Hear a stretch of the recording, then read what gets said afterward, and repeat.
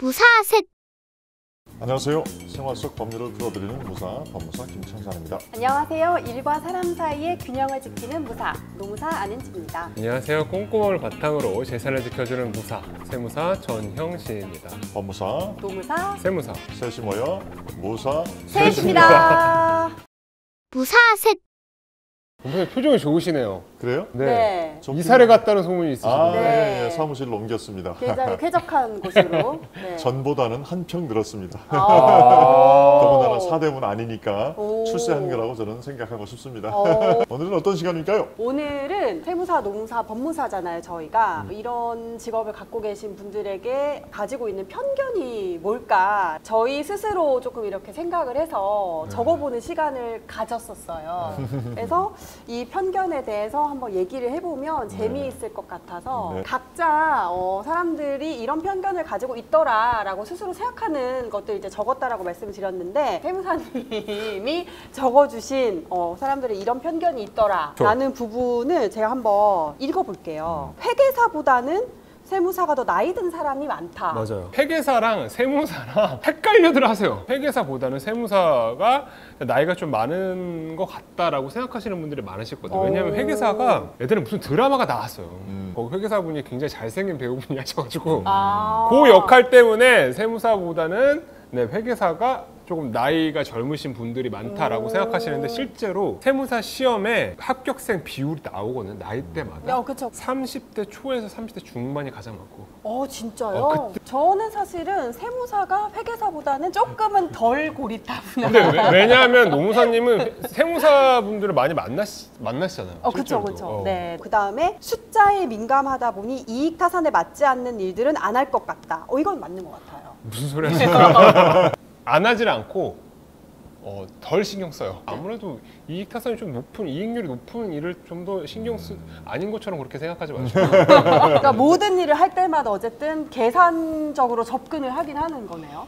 약간 그런 면이 없지 않아 있는 것 같기도 해요. 근데 이건 직업적 특성이라서 그렇게 안 될 수가 없을 것 같아요. 그리고 친구들이랑 만남 시 친구들이 너 세무사니까 얼마 나왔는지 계산하고 있냐 또는 더치페이 금액 계산하고 있냐 주로 총무를 맡기는 그리고 지금 동계산하고 있는 거지 막 이런 식으로 키오스크가 있는데 왜 나한테 물어보는지. 이건 진짜 너무 짜증나요. 친구들을 만나면 얼마 나왔냐고 저한테 먼저 물어봅니다. 그리고 나온 거를 확인하면 우리 더치페이 하면은 야 얼마씩 내야 되냐. 요즘에 키오스크가 있어요. 거기에 그냥 보면 되는 거예요. 더치페이도 그냥 핸드폰 꺼내가지고 한 20초 걸립니다. 꼭 저한테 물어보는. 거기서 뭐 인적 공제 없냐 뭐 그런 거 따지는 거 아니에요?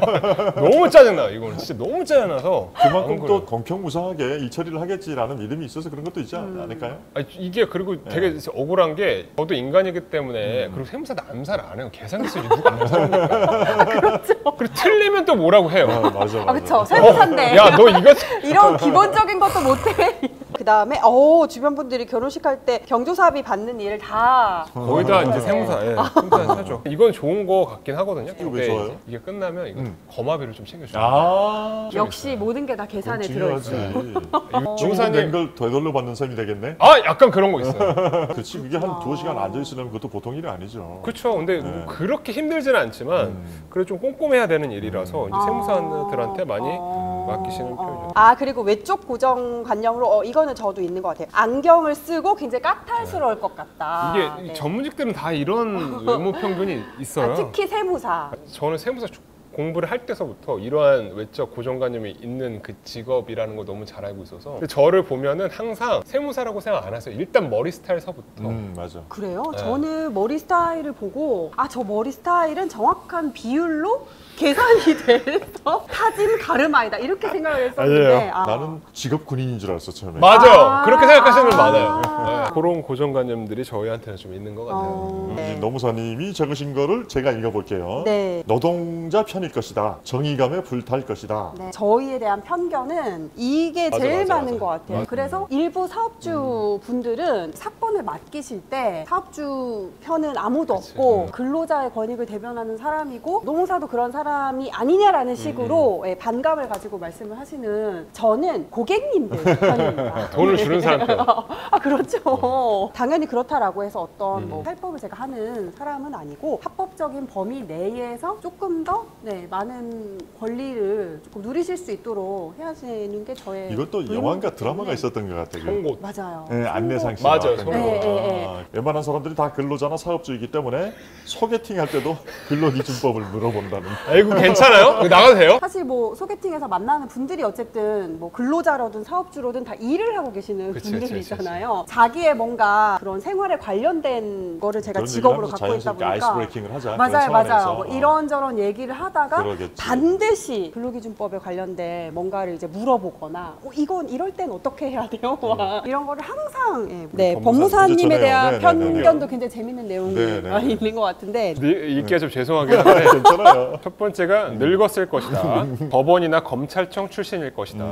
딱딱하고 거만하다. 이게 그래서 원투쓰리가 사실 이제 한 덩어리의 얘기일 수도 있는 건데요. 지금은 헌법재판소에서 위헌 결정을 받았지만 관련된 관청에서 몇 급 이상으로 몇 년 이상 이렇게 근무를 하면은 네. 자동으로 법무사 자격증을 주던 시절이 있었습니다. 네. 지금도 이제 그런 출신이신 분들이 많이 계시는 건 맞아요. 사실이긴 네. 하죠. 그러다 보니까 그분들이 갖고 있는 약간 그 시대상이 반영되어 있는 고압적인 이미지, 공직 생활을 오래 하다 보니까 사람이 좀 딱딱하고 그런 거에 그렇구나. 대한 선입견이 좀 있었을 것 같아요. 그러면 아까 전에 직무사님께서 세무사는 이제 합격을 하면 저도 연령대별 합격률이 그거 이게 나온다 그랬잖아요. 맞아요, 법무사도 그런 거를 맞아요. 저희 근데 법무사들도 실제는 어떤가요? 지금까지는 모르겠지만 어쨌든 제가 본 바로는 1년에 지금은 120명 정도를 뽑거든요. 최연소는 대부분 20대예요. 근데 최고령은 대부분 60, 70대예요.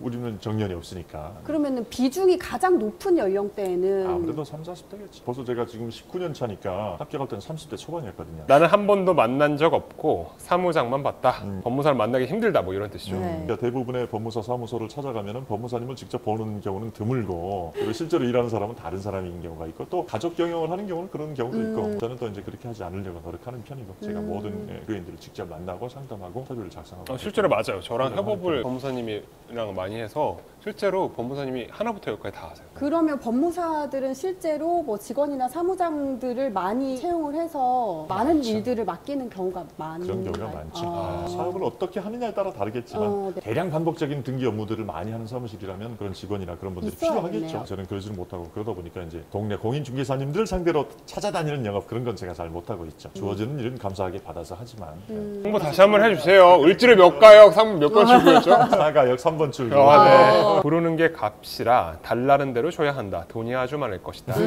뭐 다른 전문직들도 마찬가지지만 저희 법무사들이 하는 업무의 주된 게 이제 등기고 네, 법원이나 네. 검찰청에 나가는 서류다 보니까 시장 가격이라는 게 따로 없다라고 생각하는 경우들이 많이 있죠. 네. 근데 또 특이하게 저희는 보수가 완전 자율화되어 있지는 않아요. 오래된 판례이긴 한데 법무사는 상인이 아니다라는 판례가 있어요. 이게 약간의 준공무원적인 지위가 있어서 그러면 그 보수 기준보다 높은 가격을 부르면 뭐 이렇게 벌칙이 있는 그렇죠. 그 건가요? 보수 위반이 되는 거죠. 물론 사건의 난이도라든지 관할 구역이 굉장히 먼 곳이라든지 그럴 때는 소정에 가산을 해서 더 추가 청구를 할 수는 있으나 기본적으로 보수 기준 안에서 청구하게끔 되어 있습니다. 그렇구나. 새로운 사실들도 맞아요. 많이 알게 됐네요. 자 이렇게 또 오늘 좀 유쾌발랄한 얘기를 좀 나눠봤고요. 오늘 이렇게 마치고 다음 시간에 또 더 유익한 컨텐츠로 찾아뵙겠습니다. 지금까지 법무사 김청선, 노무사 아는지 세무사 저여진. 셋이 모여 무사 셋이었습니다. 무사 셋